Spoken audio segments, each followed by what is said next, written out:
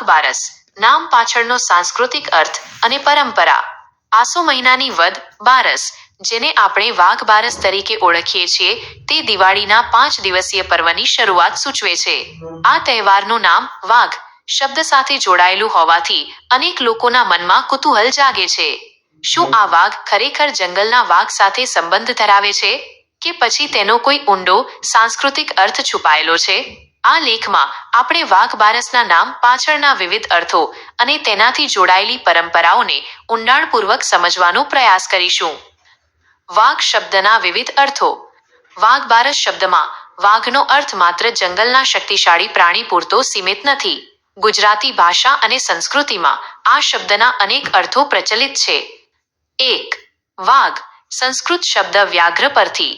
વાઘ શબ્દનું મૂળ સંસ્કૃત શબ્દ વ્યાઘ્રમાંથી આવ્યું છે. વ્યાઘ્ર એટલે એવું પ્રાણી જે શિકારને ખેંચીને ઢસડીને લાવે. વાઘના શરીર પરના ચટ્ટાપટ્ટા તેની ઓળખ છે. આ પટ્ટાઓ તેને શિકાર માટે છુપાઈ રહેવામાં મદદ કરે છે, પરંતુ સાથે જ તેને અન્ય પ્રાણીઓથી અલગ પાડીને આકર્ષક પણ બનાવે છે. વનવાસી જાતિઓમાં આજે પણ વાઘને શક્તિ અને સંરક્ષણના પ્રતીક તરીકે પૂજવામાં આવે છે. આ સમુદાયો પ્રકૃતિની પૂજા કરે છે અને વાઘ બારસના દિવસે વાઘ દેવની ભક્તિભાવપૂર્વક પૂજા કરે છે, જે પ્રકૃતિ સાથેના તેમના ગાઢ સંબંધનું પ્રતીક છે. 2. વાઘ શણગારવું અને સુંદર બનાવવું. ભગવદ્ મંડળમાં વાઘનો એક અનોખો અર્થ જોવા મળે છે. અઘરણીમાં શણગારેલી ધેણ.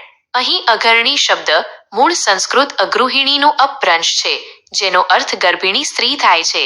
જ્યારે કોઈ સ્ત્રી 7 માસની ગર્ભવતી હોય ત્યારે તેને રોજિંદા ઘરકામમાંથી મુક્તિ આપીને આરામ આપવામાં આવે છે અને આ પ્રસંગને સીમંત સંસ્કાર તરીકે ઓળખવામાં આવે છે. આ સમયે ભાવિ માતાને નવા અને સુંદર વસ્ત્રોથી શણગારવામાં આવે છે. આમ પ્રાચીન ગુજરાતી લોકબોલીમાં વાઘનો અર્થ સીમંત પ્રસંગે શણગારેલી વહુ થાય છે. આ અર્થને વિસ્તૃત કરીએ તો રાજાઓ અને દેવી દેવતાઓની મૂર્તિઓને પહેરાવવામાં આવતા કિંમતી જરીકામ અને મીનાકારીવાળા વસ્ત્રોને પણ વાઘા કહેવામાં આવે છે. આ પરંપરા સૂચવે છે કે વાઘ શબ્દનો સીધો સંબંધ સુંદરતા, શણગાર અને સુશોભન સાથે છે. 3. વાઘ વાકનો અપભ્રંશ. કેટલાક વિદ્વાનો માને છે કે વાઘ શબ્દ સંસ્કૃત શબ્દ વાક વાણીનો અપભ્રંશ છે.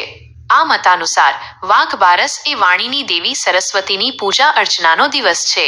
જો કે આ દિવસે વાણીની પરંપરાગત પૂજા થતી હોય તેવા કોઈ ખાસ પુરાવા નથી. તેમ છતાં આ તર્ક સૂચવે છે કે આ દિવસનું મહત્વ જ્ઞાન અને વાણી સાથે જોડાયેલું હોઈ શકે છે. ગોવત્સ દ્વાદશી અને વસુ બારસ. વાઘ બારસના અન્ય નામો. વાઘ બારસને ભારતીય સંસ્કૃતિમાં અન્ય 2 નામોથી પણ ઓળખવામાં આવે છે: ગોવત્સ દ્વાદશી અને વસુ બારસ. ગોવત્સ દ્વાદશી આ દિવસે ગાય અને તેના વાછરડાની પૂજા કરવામાં આવે છે. ગોવત્સ એટલે ગાય અને વાછરડા. ખેતીવાડી આધારિત સમાજમાં ગાયોનું મહત્વ અપાર હતું.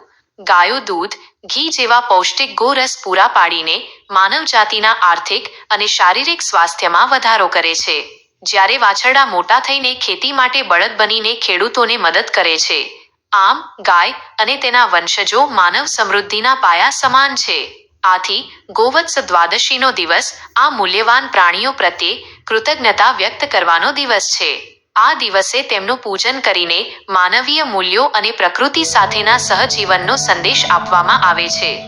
વસુ બારસ. સંસ્કૃત સાહિત્યમાં વસુ શબ્દ 8ની સંખ્યા સૂચવે છે. આ 8 વસુઓમાં અગ્નિ, પૃથ્વી, વાયુ, અંતરિક્ષ, સૂર્ય, આકાશ, ચંદ્રમા અને નક્ષત્રનો સમાવેશ થાય છે. આ 8 તત્વો જીવનના પાયા સમાન છે. તેથી વસુ બારસ એ આ કુદરતી તત્વો પ્રત્યે આદર અને સન્માન વ્યક્ત કરવાનો દિવસ છે. આ નામ તહેવારના મૂળમાં રહેલી પ્રકૃતિ પૂજા અને તેના મહત્વને ઉજાગર કરે છે. વાઘ બારસ અને વાઘ કાઢવાની પરંપરા. ઘણા લોક સાંસ્કૃતિક પુસ્તકોમાં વાઘ બારસના દિવસે ઘરના આંગણે અને દરવાજાની બહાર વાઘ કાઢવાની પરંપરાનો ઉલ્લેખ છે. અહીં વાઘ કાઢવા એટલે શણગાર કરવો. આ પરંપરા ઉપર જણાવેલ શણગારના અર્થ સાથે સુસંગત છે.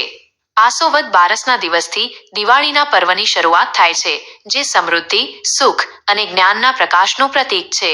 આથી આ દિવસે ઘરને દીપાવલીના આગમન માટે તૈયાર કરવામાં આવે છે. જેમ સીમંત પ્રસંગે ગર્ભિણી સ્ત્રીને સુંદર બનાવીને નવા જીવનનું સ્વાગત કરવામાં આવે છે, તે જ રીતે વાઘ બારસના દિવસે ઘરને સાફ સફાઈ કરીને, શણગારીને અને સુશોભિત કરીને નવા વર્ષ અને પ્રકાશ પર્વનું સ્વાગત કરવામાં આવે છે. આ દિવસ ઘરને દીપમાળા અને રંગોળીથી સજાવીને ખુશીઓનું વાતાવરણ બનાવવાનું સૂચન કરે છે. આમ વાઘ બારસનું નામ જંગલના પ્રાણી સાથે સીધું જોડાયેલું ન હોવા છતાં તે એક ઊંડો સાંસ્કૃતિક ભાવ દર્શાવે છે. તે સફાઈ, શણગાર અને સમૃદ્ધિના આગમનની ઉજવણીનું પ્રતીક છે. આ દિવસ પ્રકૃતિના તત્વો, પશુધનની કૃતજ્ઞતા અને ઘરને પવિત્ર અને સુંદર બનાવવાની પરંપરાને એકસાથે જોડે છે. વાઘ બારસ એ માત્ર એક તિથિ નથી, પરંતુ તે દિવાળીના પર્વને આવકારવા માટેની એક અદ્ભુત સાંસ્કૃતિક અને આધ્યાત્મિક તૈયારી છે.